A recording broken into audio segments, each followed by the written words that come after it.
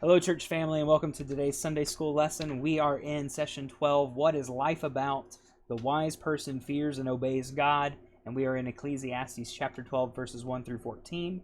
And before we get started, I just wanted to say a very quick thank you to everyone for your prayers, for your thoughts, for all of the text messages and phone calls that we've had over the past week while Grace and I have been sick with COVID. I appreciate everyone who has stepped up and just been in place while I've been out this past week. I really appreciate you all, and I'm really looking forward to being back with you this next week. I can't be with you, if you're watching this on Sunday morning, I can't be with you this morning, but I can be and will be very, very soon. So let's go ahead and dive into this. What biography or autobiography have you recently read? What insights did you gain about life in general from reading that book? I have not read an autobiography in a very long time. I have one sitting on my nightstand, and I am looking forward to reading it. I just have not had the time or the willpower to actually sit down and read recently. And so, but what we know about autobiographies is that we can learn from the life experiences of someone else what we can do in our own lives, that wisdom that allows us to deal with life and helps give us perspective. Well, in Ecclesiastes chapter 12, the teacher, Solomon, looks back at his life, and he emphasizes the importance of finishing well and gives us wisdom that will help us live our lives well. And our context for today, under the context section in our book, I am reading out of the Daily Discipleship Guide. Yours may look a little different. But there are 10 essential truths that our text gives us that are coming out of the book of Ecclesiastes. And I'll read those. If you want to read along with me, that's great. If not, just listen. Number 1, anything that does not have eternal value has no significant value. Everything humans achieve appears and disappears like a breath on a cold morning. Only what God does is lasting. Number 2, the wise person will find meaning in life through faith in God. All other pursuits to discover meaning in life, such as education, wealth, recreation, work, and power, are dead ends. Number 3, time is a gift from God. Wise people use time as God made it to be used, doing the right things at the right times in the right ways. Number 4, obedience to God is more important than religious expressions of devotion. What's more, God expects his people to have integrity and to keep their promises to him as well as to others. Number 5, wise people trust God and his sovereign will for their lives. Number 6, God is not impressed with human efforts to achieve righteousness. He is pleased with humble devotion to him. Number 7, wisdom involves recognizing one's own sin and leads to having compassion on others who are also sinners. Number 8, wise people live their lives with a proper perspective of their mortality. They realize life is precious and that their window of opportunity is short-lived. Number 9, wise people enjoy the life and blessings God has given them.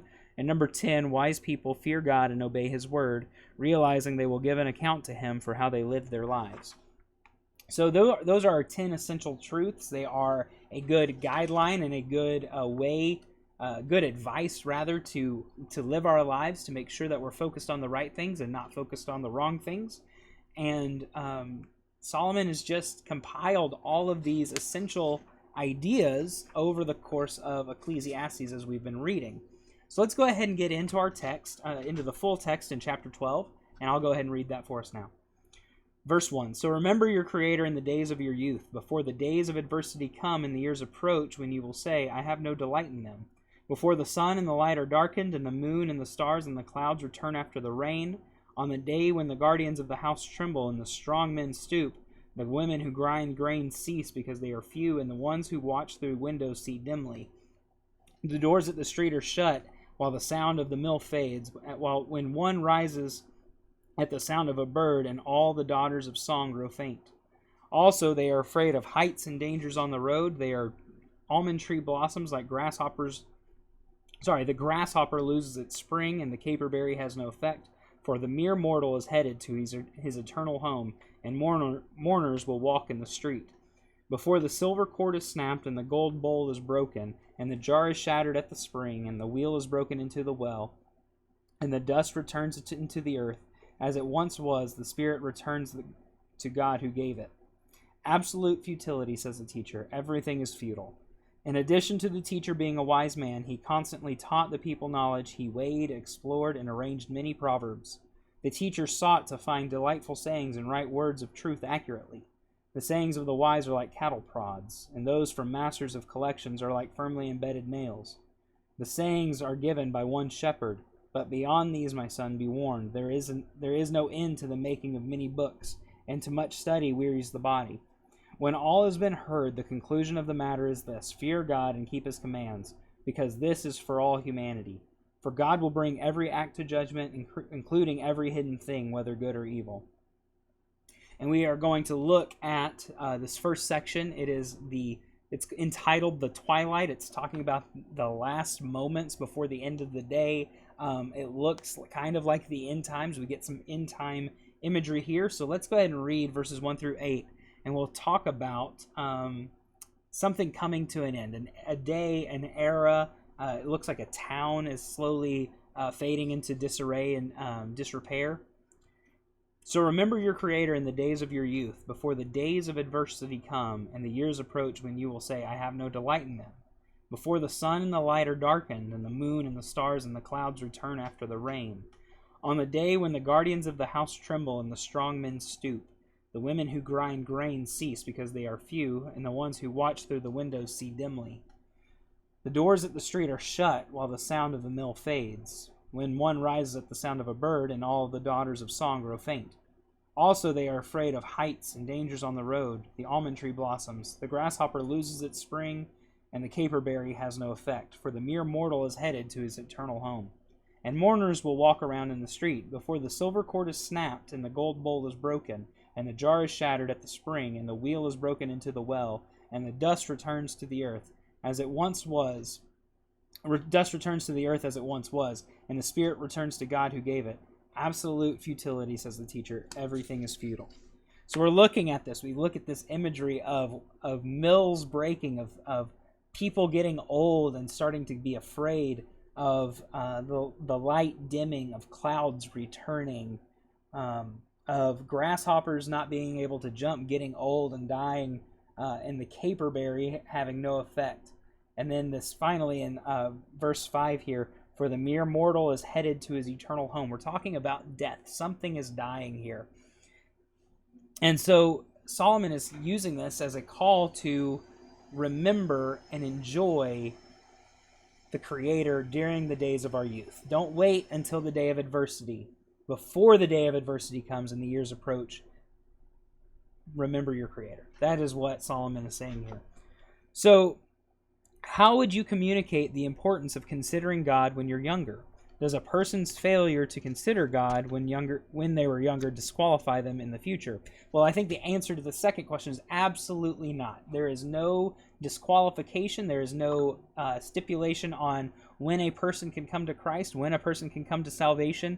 It doesn't matter how old or young or feeble or frail they are. What matters is that they are true believers. It doesn't matter how old they are, but they will get more enjoyment from their life if they are able to consider the Lord and the way to live their lives for Him earlier on, to make things easier for them later on in life. So many people find the Lord after they've already messed up and they've hit rock bottom and they've already gone through the divorce or gone to prison or gone through drug addictions or whatever you may have. I mean, it could be anything. It's better for someone to be brought up in the way of the Lord early on, so they're not having to go through all that stuff, rather than go through it later on in life and have to go through it in order to be able to be saved.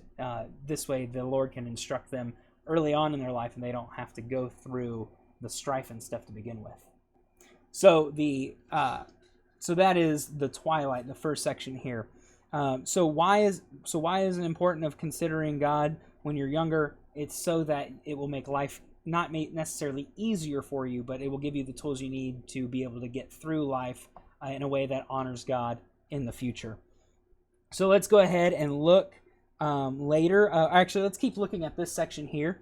In verses 2 through 5, the teacher used several metaphors to describe the deterioration of the body as old age approaches. We were talking about how this looks like someone getting old or going to death. So he talks about how the sun and light are darkened, and the moon and the stars and the clouds return after the rain. Talks about the Women who grind grain cease because they are few. That means some have gone on. Some have gone on to pass. The strong men stoop. They're getting old. Their backs aren't as strong. They start to get a hunch to them. This is important because it is imploring young people to act on their opportunities to live for God and enjoy His blessings before it's too late. Just like we were talking about, enjoy the blessings of the Lord before it's too late to enjoy them, and don't wait until the last day to be saved. So let's go ahead and continue to read here. This is going to be the next 3 verses, 9 through 11. In addition to the teacher being a wise man, he constantly taught the people knowledge. He weighed, explored, and arranged many proverbs. The teacher sought to find delightful sayings and write words of truth accurately. The sayings of the wise are like the cattle prods, and those from masters of collections are like firmly embedded nails. These sayings are given by one shepherd. Well, we know that one shepherd, it's a capitalized there. We know that shepherd is the Lord Himself. It is our Lord, the Lord our God. And it's also Jesus. We know that Jesus is also the Good Shepherd. So by listening to Him through His Holy Spirit and listening to these sayings that were given to us, to Solomon, and then therefore to us in the form of our Bible, in the book of Proverbs, in the book of Ecclesiastes, we know that we have something that is solid, something that is firm. It is something that is the foundation of our belief and the foundation of wisdom here. So what's the importance of passing on what a person learns?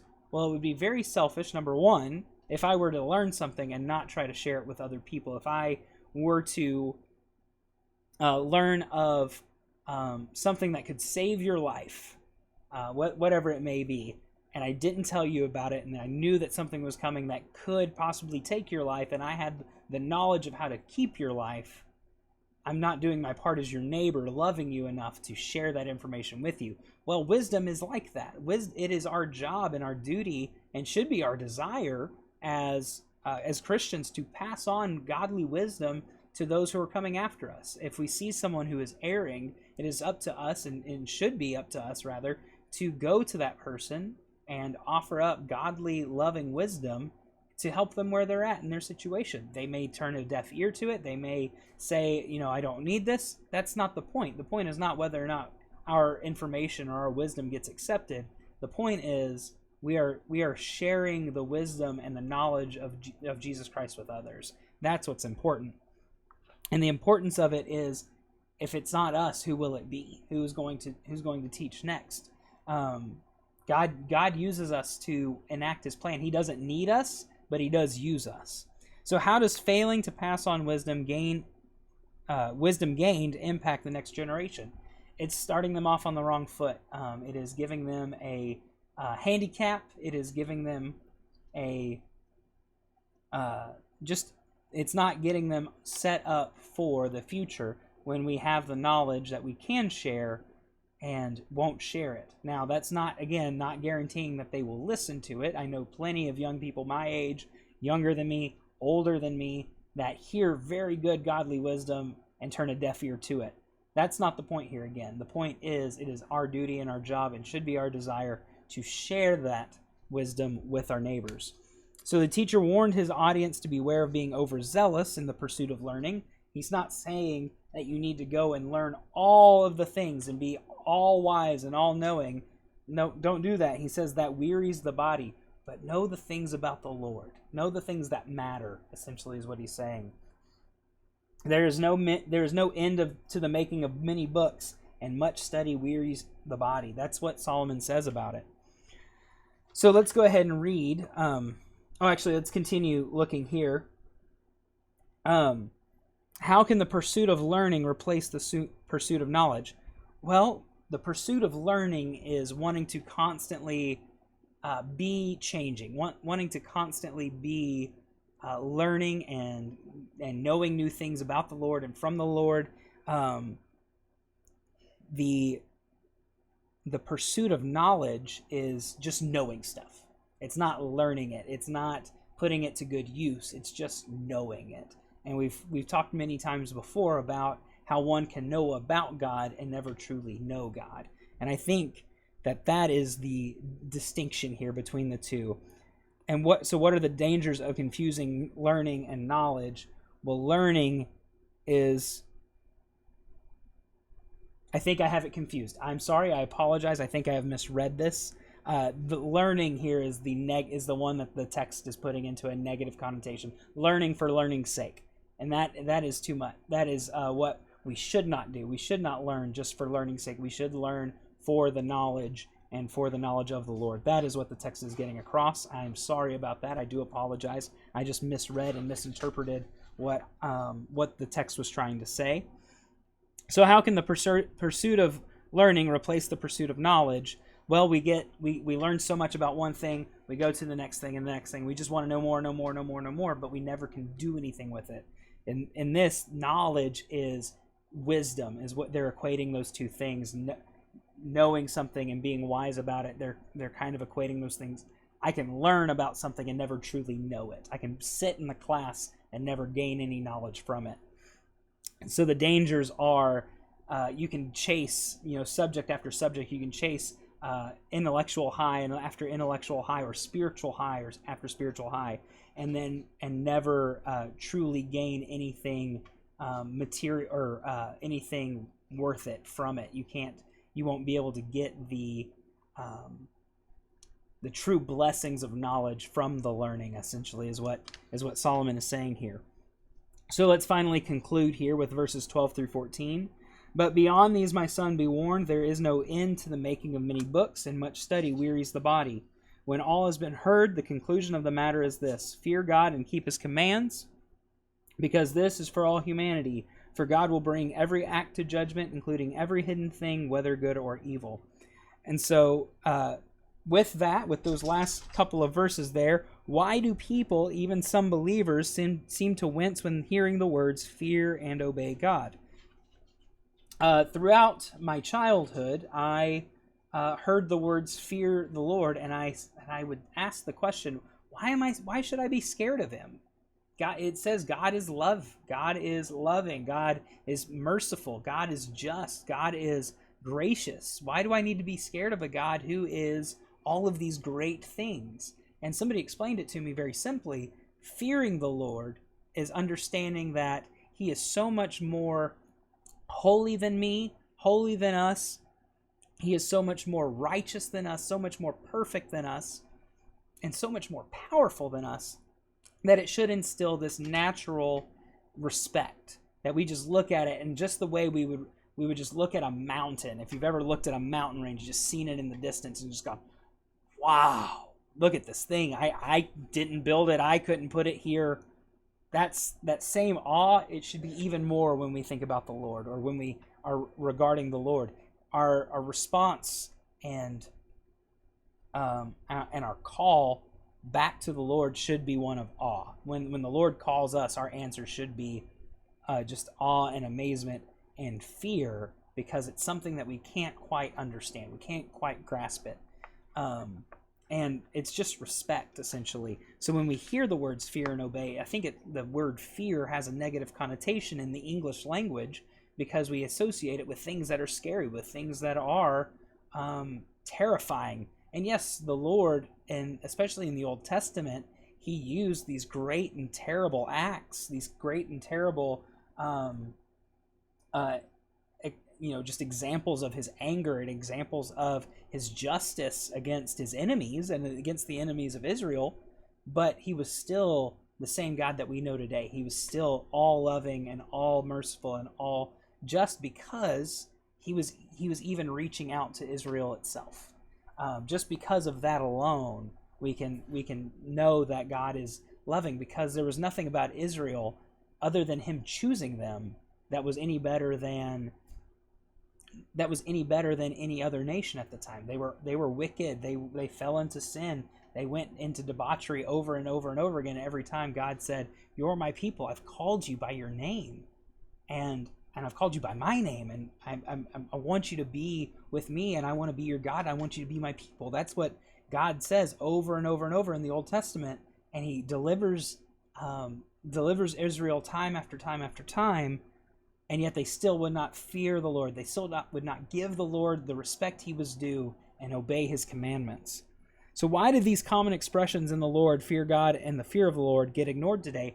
Because we have reached a point where authority itself in our culture is questioned constantly. So and so will say something will be the topmost authority on such and such a thing, and they will say something, and you'll have an entire camp who's just denying that what they said is even true. They know more about it than maybe any other human or very few other humans on Earth, and they will. And then there will be people who just go, nope, they're wrong, and just dismiss them out of hand. And authority is just not respected anymore. And that translates to our religious views just across the world today. I mean, things are just not regarded as holy anymore. When we see something holy, we just go, it's all right. It's not what I want, so I'm going to go get something different. We have everything at our fingertips. We have our cell phones. We have our computers. We have many ways that we can just immediately find an answer that suits our beliefs, and we don't take into account what we should be respecting and what we should be believing and what we should be saying about the Lord. And so that's what I want to leave you with today. I'm sorry I cannot be there in person with you to worship this morning. And I hope and pray that you will have a great morning of worship. Grace and I will be watching online. And again, I just wanted to say a very quick thank you for all of the prayers. We could not have made it without your prayers. We have been very blessed. Neither Grace or I got very sick. Like I said before, I actually had no symptoms at all this past week, and hopefully will not develop any symptoms later on at the end of this week and the beginning of next. Grace has had some symptoms. She's had some flu-like symptoms, but she is on the mend. She is feeling better today, thankfully, and so hopefully she will be better and well before she goes back to work next week. She will definitely be COVID negative before she goes back to work next week. So thank you for joining us this morning. Thank you again for all your prayers. I love you, and I will see you very soon. Bye-bye.